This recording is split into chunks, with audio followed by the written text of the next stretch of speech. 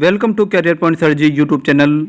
साथियों, उत्तर प्रदेश माध्यमिक शिक्षा सेवा चयन बोर्ड प्रयागराज से टीजीटी भर्ती के लिए विज्ञापन जारी हो चुका है। तो इस विज्ञापन में अप्लाई करने की तिथि है 9 जून 2022। तो 9 जून 2022 से आप इस भर्ती में अप्लाई कर सकते हैं। इस भर्ती में शुल्क जमा करने की तिथि है 9 जून 2022। आवेदन की अंतिम तिथि 3 जुलाई 2022। ऑनलाइन शुल्क जमा करने की अंतिम तिथि 6 जुलाई 2022। ऑनलाइन आवेदन सबमिट करने की अंतिम तिथि 9 जुलाई 2022। तो ये प्रक्रिया जो है 9 जून से स्टार्ट हो रही है और 9 जुलाई तक चलेगी। इसके बाद हम महत्वपूर्ण निर्देशों को देखते हैं। महत्वपूर्ण निर्देश के पॉइंट नंबर 3 में लिखा है, प्रशिक्षित स्नातक शिक्षक संवर्ग के प्रत्येक विषय के सापेक्ष एक ही आवेदन स्वीकार किया जाएगा, यद्यपि एक से अधिक विषय में पृथक पृथक आवेदन कर सकते हैं। तो अगर आपको 2 विषय में अप्लाई करना है तो दोनों के लिए आपको अलग अलग फॉर्म अप्लाई करना होगा।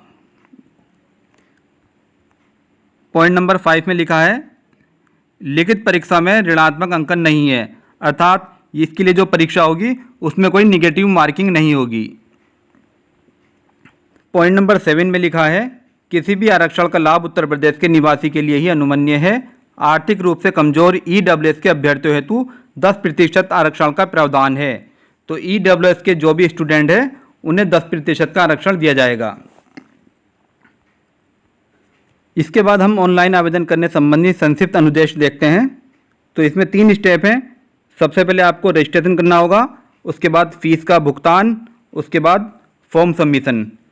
तो इन 3 स्टेप को आपको फॉलो करना है। तो इसके सभी चरण हैं, आप इस एडवर्टाइजमेंट को ध्यान से पढ़ें। आवेदन शुल्क की अगर हम बात करें तो इसमें सामान्य के लिए 750 रुपये, ईडब्ल्यूएस के 450, अन्य पिछड़ा वर्ग 750 रुपया, अनुसूचित जाति के लिए 450, अनुसूचित जनजाति के लिए 250 रुपये और विकलांग अभ्यर्थी के लिए मूल श्रेणी के निर्धारित शुल्क के आधे का भुगतान।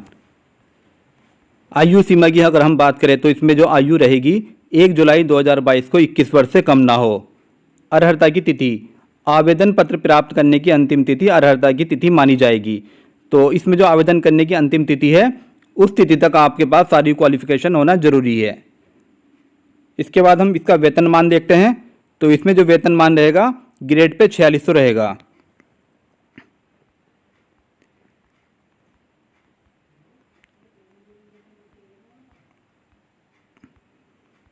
इस भर्ती के लिए 500 अंक की एक लिखित परीक्षा होगी जिसमें कुल 125 प्रश्न होंगे।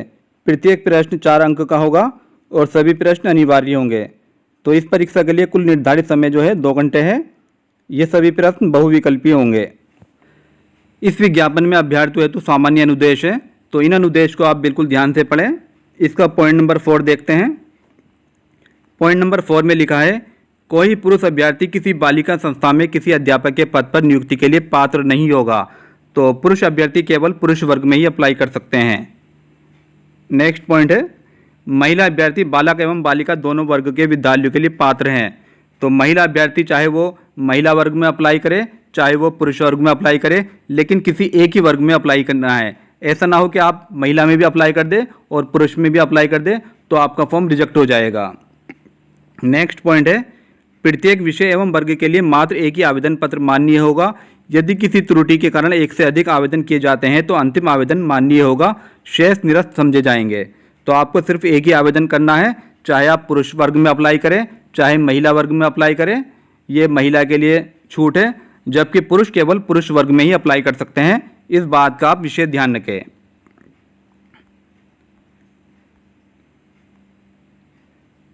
परीक्षा तिथि की सूचना यथा समय दी जाएगी।